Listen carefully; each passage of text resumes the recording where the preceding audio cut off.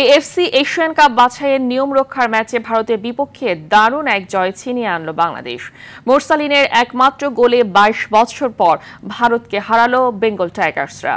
ম্যাচের ১১ মিনিটে গোল পেয়ে যান কাবরারের শিষ্যরা।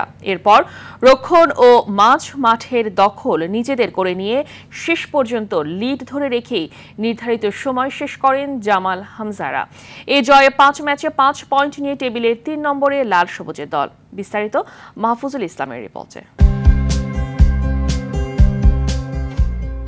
অনেক চাপ আর আকাশসম প্রত্যাশা, সাথে আছে ২২ বছর ধরে ভারতকে হারাতে না পারার আক্ষেপ। সবকিছু মিলিয়ে গেল এই উচ্ছ্বাসে, এই উন্মাদনায়।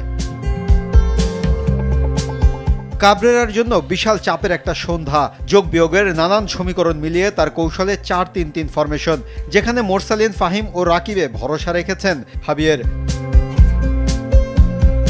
ফল মেলে ম্যাচের ১১ মিনিটে রাকিবের অ্যাসিস্টে ফরওয়ার্ড মোরসালিনের ফিনিশিং। বাংলাদেশের নম্বর 7 বোকা বানান গুরপ্রীত সিং সান্ধুকে। তার দুপায়ের মাছ দিয়ে কৌশলী গোলে উল্লাসে ফেটে পড়ে গ্যালারি।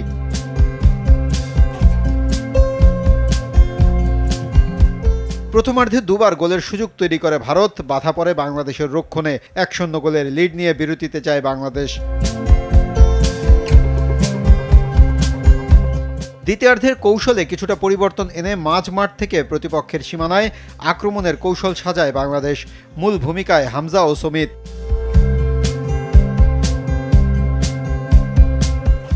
উত্তাপ ও স্নায়ুচাপের ম্যাচে শেষ পর্যন্ত টেম্পার ধরে রাখে বেঙ্গল টাইগার্সরা। শেষে ১-০ গোলের জয় বাংলাদেশে মেলে স্বস্তি, আর ভারতের দম্ভ চূর্ণ করে দিয়ে জয় নিয়ে মাঠ ছাড়ে বাংলাদেশ। ২০২৬ সালের ৩১ মার্চ সিঙ্গাপুরের বিপক্ষে তাদের মাটিতে এবারের বাছাই পর্বে নিজেদের শেষ ম্যাচটি খেলবে জামাল হামজারা। মাহফুজুল ইসলাম, RTV, ঢাকা।